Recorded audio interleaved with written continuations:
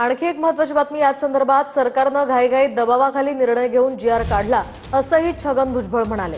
तर जीआर संदर्भात कोर्टात स्पष्टता यावी यासाठी कोर्टात जायचंय असं स्पष्टीकरण सुद्धा भुजबळांनी दिले। तर हैदराबाद जीआरला कोर्टात आव्हान देऊन काही होणार नाहीये असं जरांगे यावर म्हणतात। भुजबळ कोर्टात गेले तरी सुद्धा काहीही होणार नसल्याचं जरांगेंनी म्हटलंय। माझी मागणी जे सरकारनं जे केलं ते घाईघाईत केलं किंवा दबावाखाली केलं आणि त्याचा उद्या जो आहे फार मोठा गैरफायदा होणार आहे।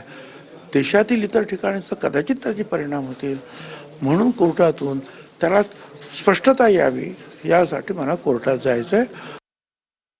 त्याला जे ते जाऊ दे, काही होत नाही। कोर्टात काय होणार? कायच होणार, त्याला काय होणार? गॅजेट हे काय जीआर कशाचा आहे याच्यावर अवलंबून आहे ना।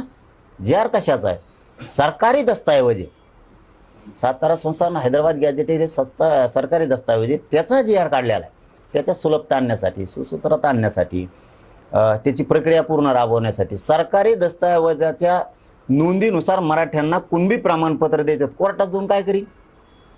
आणि ते जर कोर्टात काही होतंय ना तर मंडल कमिशन सुद्धा चॅलेंज होतं।